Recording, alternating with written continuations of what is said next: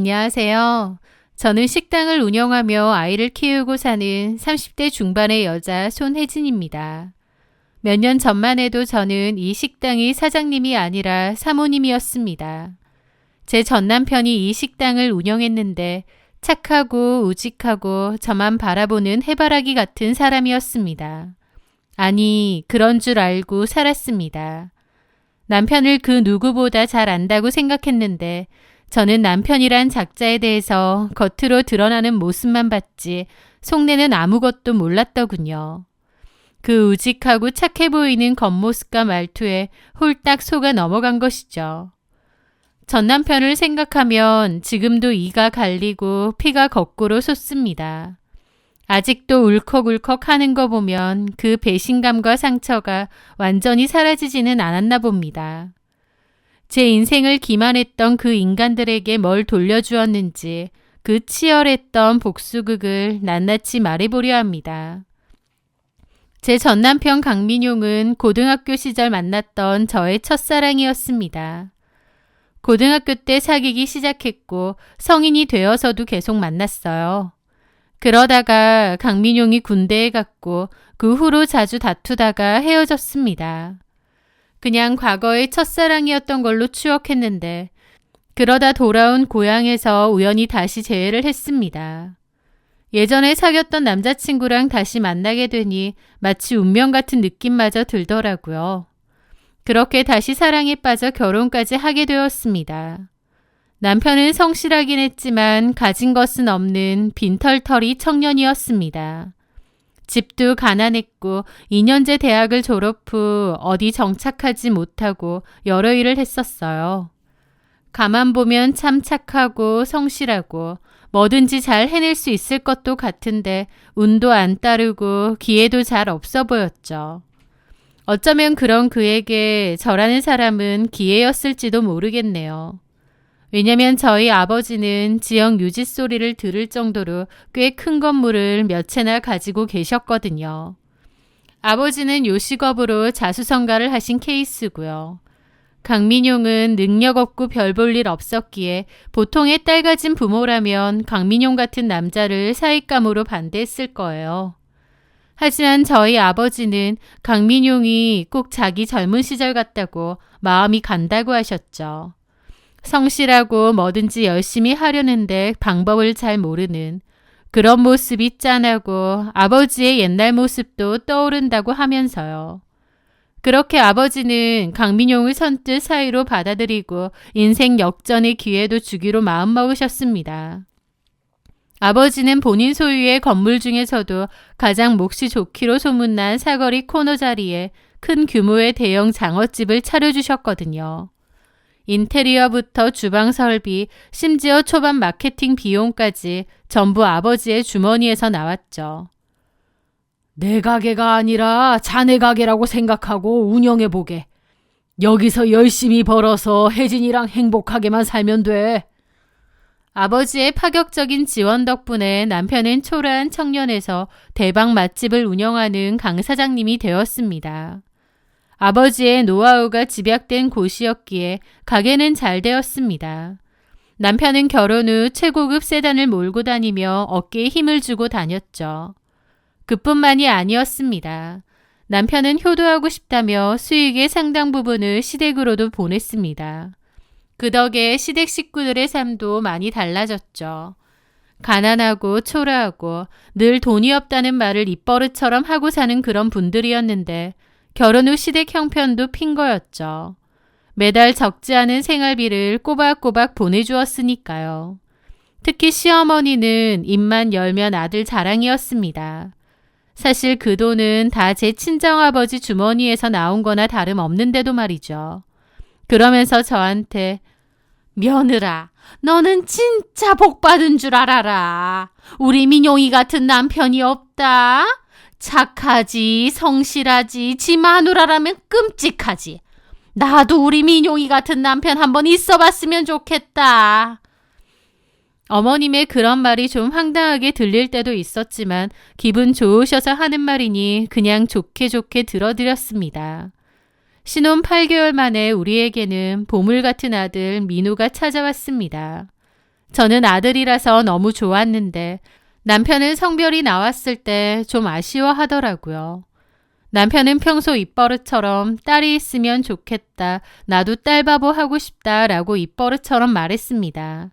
그래서 딸을 원했는데 아들이었죠. 남편은 그래도 아들이든 딸이든 중요하느냐며 몹시 기뻐하고 아들도 예뻐 죽더군요. 게다가 산후조리원에도 매일 출근 도장을 찍으며 지극정성으로 저를 보살폈습니다. 남편의 우직하고 듬직하면서도 나만 바라봐주는 그 모습이 참 좋더라고요. 그렇게 시간은 흘러 아이가 3살이 되고 어린이집에 다니기 시작하면서 저에게도 여유가 생겼습니다. 저는 남편에게 도움이 되고자 앞으로는 가게 일을 돕겠다고 했습니다. 카운터라도 보거나 서빙이라도 돕겠다고요. 보통은 부부가 같이 식당 일을 돕기 마련이잖아요. 하지만 제 말에 남편은 펄쩍 뛰며 말리는 겁니다. 에이, 무슨. 우리 가게 직원이 부족한 것도 아니고 뭐하러 당신까지 고생을 해? 나는 당신 손에 물 묻히고 싶지 않아. 그리고 우리 가게가 겉으로는 마냥 장사 잘 되는 것 같고 다 좋아 보이지만 얼마나 험한 줄 알아? 저녁 장사까지 하다 보니 술 취한 손님들도 많고 또 주요 손님들도 아저씨들이 많잖아. 그것뿐인가? 직원들도 존거치로? 당신처럼 곱게 자란 사람이 거기서 어떻게 일을 하겠어? 그 말에 저는 웃음이 나왔습니다. 무슨 소리? 나도 그런 거 잘해. 아빠 예전에 장어집 하실 때도 내가 종종 가서 일손 거들고 했는데 방학 때도 아르바이트 삼아 일도 했고. 그거는 젊었을 때고 뭐하러 사서 고생이냐고.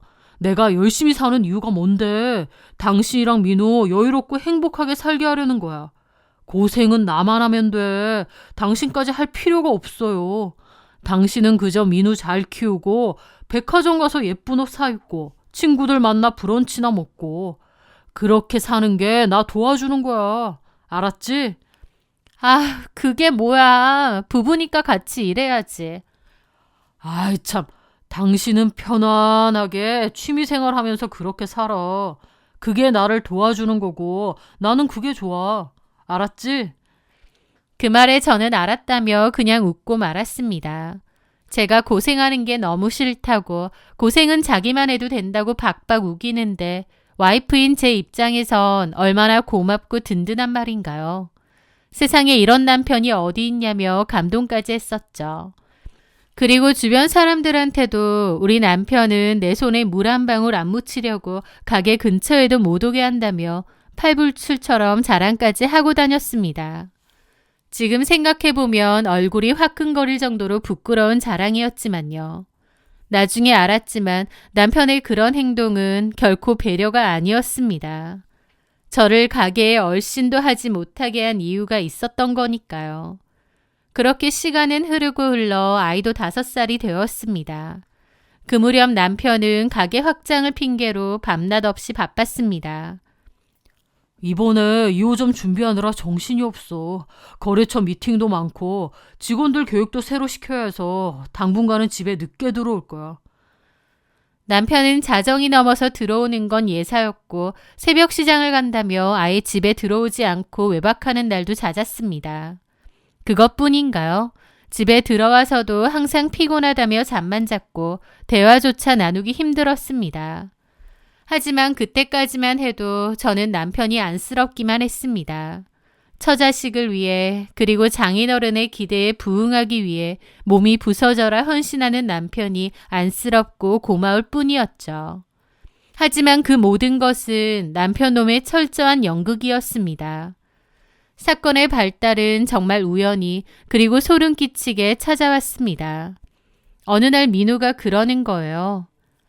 엄마, 선생님이 나랑 민지랑 엄청 닮았대.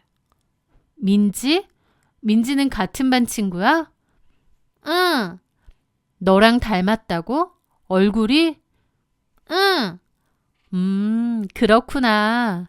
그때는 아들의 말을 별 생각 없이 들었습니다. 우리 아들이랑 닮은 여자아이가 있구나 그렇게 생각하고 말았어요. 그런데 유치원 공개 수업이 있어서 유치원에 갔을 때였습니다. 제 옆에 앉아있는 다른 애엄마들과 대화를 나누는데 문득 한 엄마가 그러는 거예요. 그러고 보니 민지랑 민우가 정말 많이 닮았네요. 그러게요. 누가 보면 남매인 줄 알겠어. 그러는 겁니다. 저는 그날 민지라는 애를 처음 봤는데 저도 좀 놀랐습니다. 진짜 저희 아들하고 엄청 비슷하게 생긴 거예요. 저희 아들은 저희 남편하고 붕어빵입니다. 저희 남편이 눈썹이 엄청 짙고 중간이 약간 이어져 있는 느낌이 들거든요. 그래서 저희 아들도 어린아이인데도 눈썹이 엄청 짙고 숱도 많고 약간 일자 눈썹처럼 미간에도 숱이 있어요. 그런데 그 민지라는 애도 똑같이 그런 거예요. 게다가 민우가 얼굴이 세로로 좀 짧고 입술이 둥글둥글 오리 입술 같은 편인데 민지도 비슷하더라고요. 다른 엄마들 말 맞다나 모르고 보면 그냥 남매나 이란성 쌍둥이처럼 보이기도 하는 거예요. 좀 신기하기도 하고 재밌기도 하고 그래서 민지의 엄마는 어떤 사람일까 둘러봤는데 안 왔다고 하더라고요. 공개 수업에 안 오면 아이가 많이 섭섭할 텐데 라고 생각하면서도 금방 잊어버렸습니다. 그런데 문득 수업을 다 보고 집으로 가려고 차에 올라탔는데 그 대화가 번뜩 떠오르는 거예요. 과거 연애 시절 남편과의 대화가요. 저희 부부가 연애 시절 미래를 약속하며 이런저런 이야기를 할 때였습니다. 혜진아, 나중에 우리 딸 나오면 민지라고 짓자. 어때? 왜? 첫사랑 이름인가 보지? 뭔 소리야. 내 첫사랑은 너지. 웃겨. 근데 왜 민지야? 나는 옛날부터 민지라는 이름이 그렇게 이쁜 거야. 민지라는 이름을 가진 여자는 다 예쁜 것 같아. 그런 게 어딨어. 하여튼 나는 그렇게 정했어. 그러니까 나중에 결혼하면 딸 낳아줘. 그게 내 맘대로 돼? 그리고 나는 아들이 좋거든? 그러면 아들 하나 딸 하나 나오면 되겠네. 누구 고생시키려고. 내가 다 키울게. 나만 줘. 아들은 민우라고 짓고 딸은 민지라고 짓자. 어때? 치, 김칫국부터 마시긴. 그러면서 둘이서 깔깔거렸는데 갑자기 그 생각이 머리에 번쩍 나는 겁니다. 이런 우연이 있을 수 있을까요? 저희 아들하고 거의 남매 마냥 닮은 여자아이. 그런데 그 여자아이의 이름이 민지라니요. 뭔가 석연치 않은 기분이 강하게 들더군요. 하지만 이내 그냥 픽 웃으며 고개를 가로저었습니다. 내가 무슨 생각을 하는 거야. 말도 안 되는 생각이지. 그렇게 저는 집으로 돌아왔는데 이상하게도 그 후로도 그 민지라는 아이의 얼굴이 머릿속에서 떠나질 않는 겁니다. 그러면서 이유를 알 수 없는 불안감은 가라앉지 않고 점점 커져만 갔죠. 그날 저녁 평소엔 늦는 남편이 집에 들어왔습니다. 아주 퇴근한 거야? 아니야, 가봐야 돼. 가게 알바생 한 명이 갑자기 안 온다고 해서 내가 마감까지 있어야 돼. 근데 집엔 왜 왔어? 나 2호점 관련해서 급하게 자료 확인할 게 좀 있어서 태블릿 PC 좀 가지러 왔어. 아, 그래? 남편은 땀을 뻘뻘 흘리며 들어와서는 식탁 위에 태블릿을 올려두었습니다. 아, 땀을 너무 흘려서 냄새나는 것 같네. 나 일단 샤워 좀 하고 가야겠다. 그렇게 남편은 욕실로 향했습니다. 저는 식탁에 앉아 있었는데 아무 생각 없이 남편의 업무용 태블릿을 바라보았습니다. 참 이상하게도 평소엔 거들떠보지도 않던 물건이었지만 그날따라 저도 모르게 그걸 열어보고 싶더라고요. 저는 별 생각 없이 태블릿 전원 버튼을 눌렀습니다. 화면이 켜지고 비밀번호 입력 창이 떴죠. 내 생일? 0925. 아니더군요. 그럼 결혼기념일? 1104. 그것도 아니었습니다. 민우 생일인가? 0505. 역시 그것도 아니었습니다. 비밀번호를 도대체 뭘로 했을까 의아하더라고요. 그런데 왜인지 모르게 유치원에 붙어있던 생일 축하 안내문이 생각나는 겁니다. 그 민지라는 아이의 생일이 이번 달이었는지 유치원 한켠에 이달의 생일 친구라고 붙어 있었거든요. 강민지 10월 12일. 그게 갑자기 떠올랐고 저도 모르게 그 숫자를 눌러봤습니다. 솔직히 말이 안 된다고 생각이 들면서도 이상하게 그렇게 해보고 싶은 거예요. 그런데 띠링 하고 잠금이 풀리는 거예요. 그 순간 등골이 서늘해지더라고요. 이게 뭐지? 그 아이의 생일을 쳤는데 왜 남편의 태블릿이 열리지? 그때부터 제 심장은 거의 터질 듯이 뛰기 시작했습니다. 남편과 너무 닮은 외모, 게다가 남편이 딸을 낳으면 꼭 짓고 싶다고 했던 이름. 거기까진 그럴 수 있다 치지만 그 아이의 생일을 비밀번호로 해놨다뇨. 이건 분명 뭔가가 있는 거였습니다. 그때부터 저는 손이 미친 듯이 떨려오더라고요. 머릿속에는 이게 뭐지? 이게 뭐지? 그 생각뿐이었죠. 저는 떨리는 손으로 남편 태블릿의 사진첩을 열었습니다. 그리고 기함을 했죠. 왜냐면 사진첩에는 낮에 유치원에서 본 그 아이 민지의 사진이 가득했거든요. 심지어 성장 과정이 다 있었습니다. 갓 태어난 신생아 때부터 걸음마를 떼는 순간, 촛불을 끄는 생일 파티까지. 그 모든 순간 옆에는 언제나 환하게 웃고 있는 제 남편 강민용이 있었고요. 내가 꿈을 꾸나 싶을 정도로 믿기지가 않는 현실이었죠. 그리고 그 옆에는 남편 가게에서 서빙 알바를 한다던 직원 채연이가 있었습니다. 오픈 때부터 있던 직원이라 저도 잘 알죠. 채연이는 그 민지라는 아이를 안고 남편과 다정하게 셀카도 찍었더군요. 이게 다 뭐야? 그럼 정말 민지가 내 남편애? 그리고 애엄마가 채연이 이 여자고? 너무 충격적인 사실에 손이 사시나무 마냥 부들부들 떨렸습니다. 남편은 제 아버지가 피땀 흘려 일군 돈으로 가게를 차려주니 그 가게의 여직원과 눈이 맞아 두 집 살림을 차리고 심지어 아이까지 낳아 기르고 있었던 겁니다. 심지어 아이의 나이가 저희 아들과 동갑인 걸 보니 결혼하고 가게를 받자마자 이 여자랑 눈이 맞아 저를 기만해왔다는 것 같더라고요. 기막힌 배신감에 치를 떨었습니다. 저는 일단은 티내지 않고 있다가 다음날 남편의 뒤를 밟게 되었습니다. 저한테는 야근한다고 뻥쳤지만 남편은 곧장 퇴근을 했습니다. 그런데 가는 곳은 당연하게도 저희 집이 아닌 가게에서 불과 10분 거리에 있는 신축 빌라였습니다. 거기가 바로 남편의 세컨하우스였겠죠. 남편은 익숙하게 그 빌라 주차장에 주차를 하고 룰루랄라 안으로 들어가더군요. 밖에서도 계단이 보여서 계단 올라가는 남편의 머리가 보였습니다. 2층으로 올라가더라고요. 2층 오른쪽 집이구나. 그걸 지켜본 저는 금방 따라 올라갔습니다. 그리고 그 문 앞에 섰어요.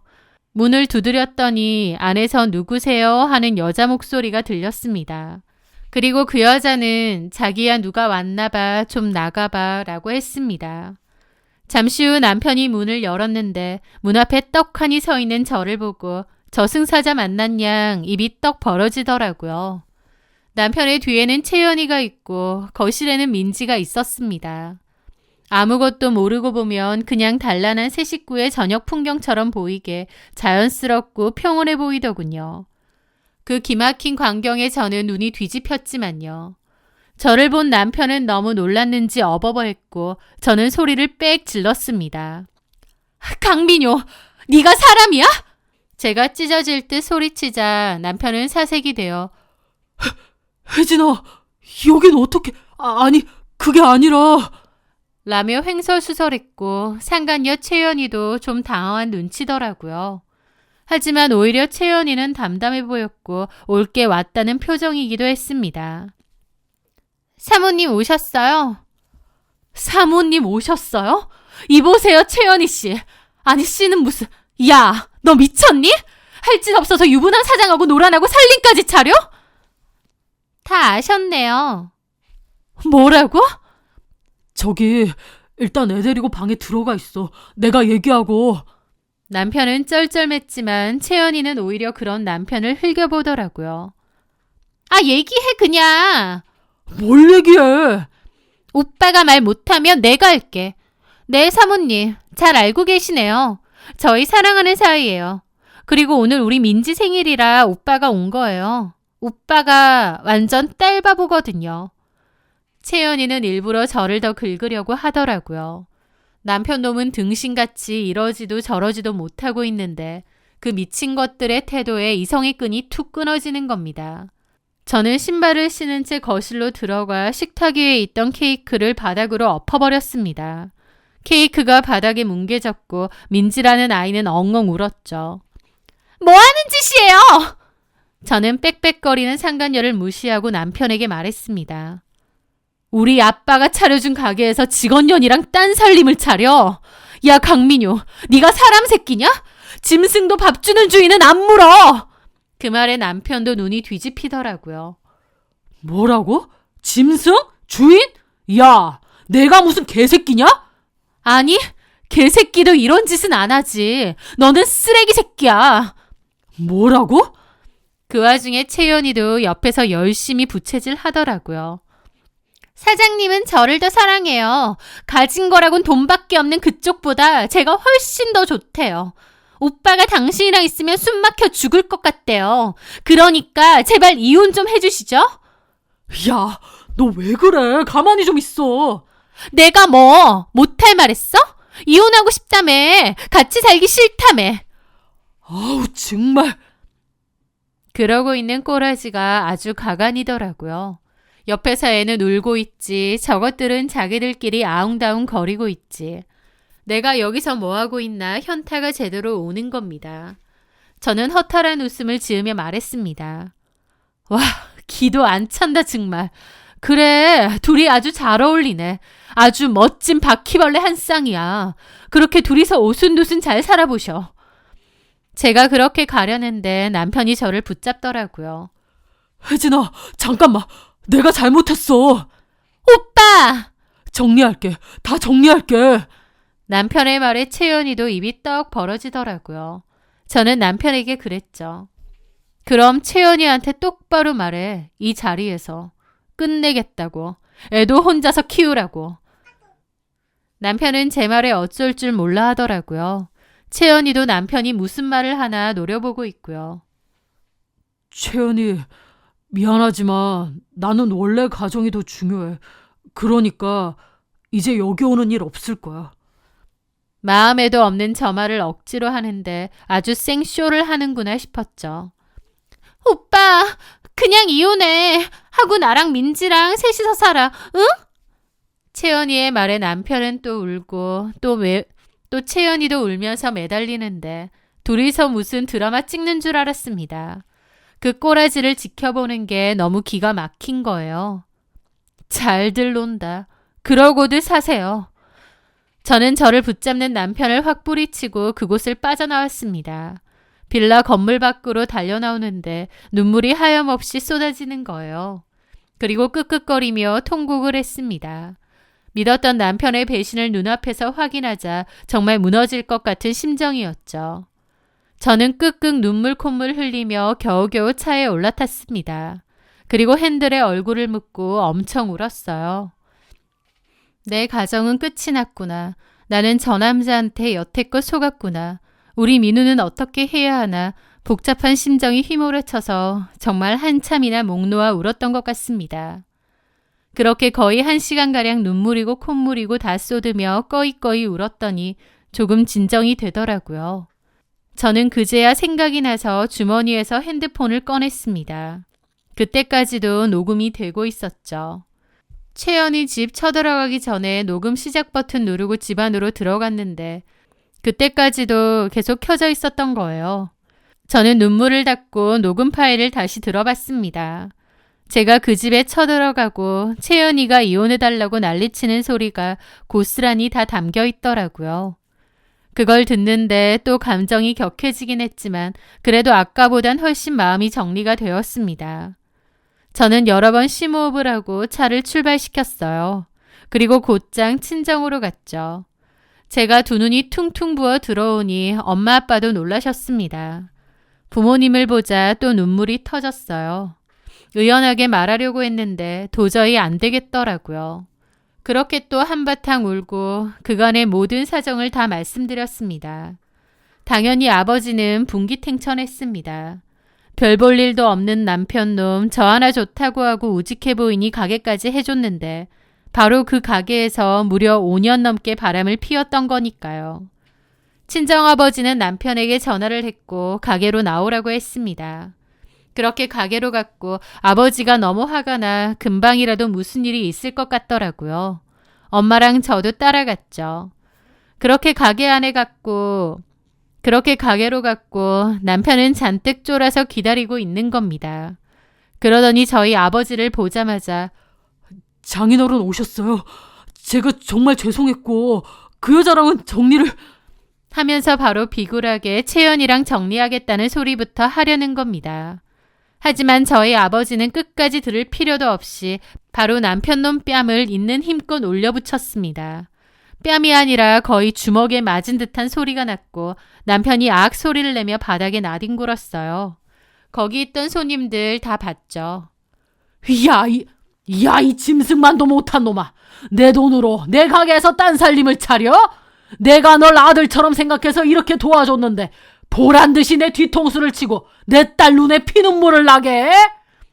아버지는 쓰러진 남편의 멱살을 잡아 일으켜 세웠습니다. 그 서슬퍼런 모습에 남편은 어쩔 줄 몰라 하더라고요. 장인어른 잘못했습니다. 제가 미쳤었습니다. 바로 정리하겠습니다. 지랄하고 자빠졌네. 애까지 낳고 산 주제에 정리가 그렇게 쉬워? 이거 완전 쓰레기 같은 놈이네. 남편이 바지가랑이를 잡고 매달리며 비굴하게 빌었지만 아버지는 손가락질까지 하며 냉혹하게 쏘아붙였습니다. 거기 있던 손님들 다 놀라서 쳐다보고 아주 난리였죠. 그렇게 그 여자가 좋다면은 소원대로 해줘야지. 내 딸이랑 당장 이혼하고 그 여자랑 살아. 어디 그 대단한 사랑이 밥 먹여주나 보자. 이 가게에서 당장 꺼져. 아버님, 그러면 내가 너 같은 놈을 여기 붙어있게 한 줄 알아? 그러자 남편도 눈빛이 달라져서 맹렬히 따지는 겁니다. 이만큼 가게 키운 건 저예요. 뭐 이 자식아? 애초에 이 가게를 해준 게 누군데?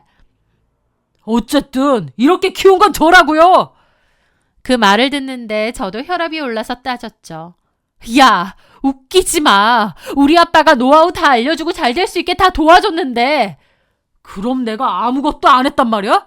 저도 이 가게는 포기 못합니다. 이 가게 제 노력으로 키운 거예요. 기여도가 있다고요. 재산분할 소송 걸면 제가 반은 가져갈 수 있습니다. 라는데 뭐 저런 미친놈이 다 있나 싶은 겁니다. 저희 아빠 가게인데 지가 뭔데요. 남편은 법적으로 따져보자느니 개소리를 했고 저희 아빠도 기가 막혀 뒷목 잡고 넘어갈 뻔했습니다. 그렇게 남편과 아버지는 법적인 분쟁을 시작할 뻔했는데 남편이 완전 헛짓거리 한 거죠. 애초에 사업자 등록증만 남편 이름이지 실소유주는 아빠였거든요. 임대차와 권리금 계약서의 초기 투자금 내역까지 전부 아버지 이름이었습니다. 게다가 더 기막힌 건 남편이 의도적으로 가게 매출을 누락시키고 현금을 빼돌려서 그 여자 생활비를 대주고 있었더라고요. 이건 횡령, 배임까지도 엮을 수 있는 문제였죠. 그제야 남편 놈은 바닥을 기며 잘못했다고 빌었지만 씨알도 안 먹힐 짓이었습니다. 남편은 결국 아버지에게 고소를 당했습니다. 아버지한테만 당했겠나요? 저한테도 당했죠. 이혼 소송과 위자료 소송, 물론 채연이한테도 마찬가지고요. 그나마도 집 재산분할로 남편이 받을 수 있는 돈이 있었는데 그 돈도 고소비용으로 다 날리게 되었습니다. 심지어 채연이가 살던 그 집 전세금까지도 빼서 횡령에 대한 죗값을 치러야 했습니다. 남편이 타고 다니던 고가의 세단도 뺏기고 카드는 정지되었죠. 남편은 하루아침에 강 사장님에서 빈털터리 불륜남으로 전락했습니다. 이 가게에 자기 목도 있다고 떵떵거리던 그 위세는 온데간데 없이 사라지고 비참한 몰골만이 남았죠. 남편이 저랑 이혼하고 집에서도 쫓겨난 빈털터리가 되면서 시댁도 뒤집어졌습니다. 저한테 전화해서 한 번만 봐줘라 어쩌나 하는데 듣기도 싫어서 차단해버렸네요. 나중에 동네 지인을 통해 전해 들었는데 시어머니는 남편 놈 등짝을 미친 듯이 때리고 채연이 찾아가서 머리채 잡았다고 하더라고요. 저를 위해서 한 행동이라기보다 이제 돈줄 끊겼다 그거죠. 게다가 집도 없고 돈도 없어졌으니 오갈 데가 없어졌잖아요. 결국 전 남편과 채연이는 시댁으로 들어간 모양이더라고요. 좁아 터진 집에 시어머니, 시아버지, 백수가 된 남편, 그리고 상간녀와 그 딸까지 복닥거리며 살다 보니 하루도 조용한 날이 없다고 합니다. 허구한 날 싸우고 부수고 아주 난리도 아니래요. 게다가 남편 놈도 저랑 이혼한 걸 절절히 후회한다고 했습니다. 그 말도 참 웃기죠. 저한테 미안하고 아쉬운 게 아니라 제 돈과 아버지의 도움이 아쉬운 걸 테니까요. 그들은 서로가 서로에게 지옥이 되어 매일매일 피를 말리는 형벌을 받고 있는 셈입니다. 이혼 후 아버지는 그 가게를 제 명의로 완전히 돌려주시며 제가 앞으로 맡아서 운영을 하라고 하셨어요. 저는 가게 문을 닫고 한 달 동안 대대적인 리모델링을 했습니다. 그리고 다시 시작한다는 마음으로 재오픈을 했죠. 가게는 예전보다 더 문전성시를 이루게 되었고 저도 바쁘게 하루하루 열심히 일하고 있습니다. 아들이 제일 걱정됐는데 아빠의 부재를 슬퍼할 겨를도 없이 저희 엄마 아빠의 사랑을 듬뿍 받고 또 당당해진 제 모습을 보며 구김살 없이 무럭무럭 잘 자라고 있습니다. 돈만 보고 불나방처럼 달려들었던 더러운 사랑의 말로가 어떤지, 은혜를 원수로 갚은 배은망덕한 자들의 최후가 어떤지 그 인간들은 뼈저리게 그리고 처절하게 느끼고 있겠죠. 아직도 그때의 그 배신감을 떠올리면 한숨이 나기도 하지만 든든한 부모님과 눈에 넣어도 아프지 않을 아이도 있으니 씩씩하게 잘 살아보렵니다. 제 사연 들어주셔서 감사합니다.